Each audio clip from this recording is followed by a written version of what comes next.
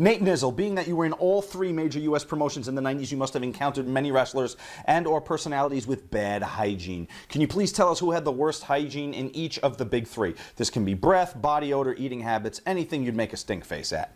Wow. Stink face. I would have to say WCW, some of the worst smelling, great super guys outside of their wrestling gear. But their wrestling gear, ooh-wee, don't know if it was for a rib or what. Harlem Heat.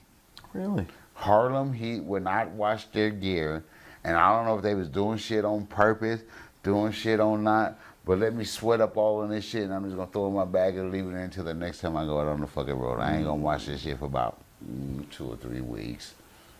And now you don't do that shit, the shit is stuck in it. I don't care how much you wash it, that shit's not gonna come out. How about WWF?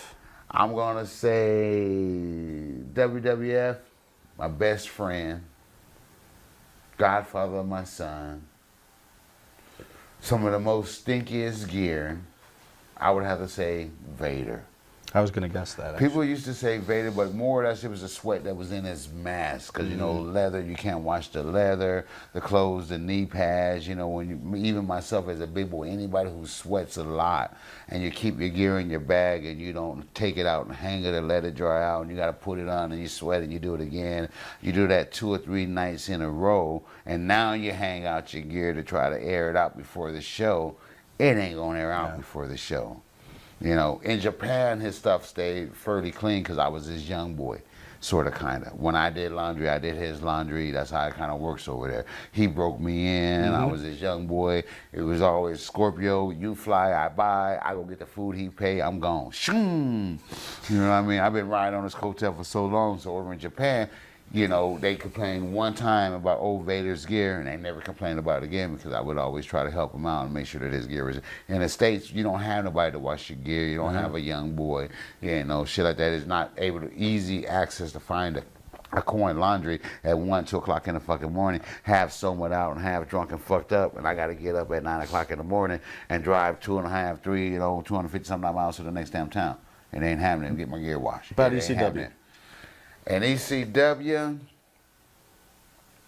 man, hard to say, man.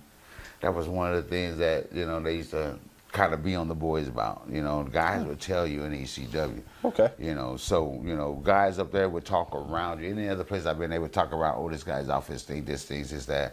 You know, 1 or 2 of the real man's takers or somebody be like, yo, man, you need to wash your gear, man, that shit stinks.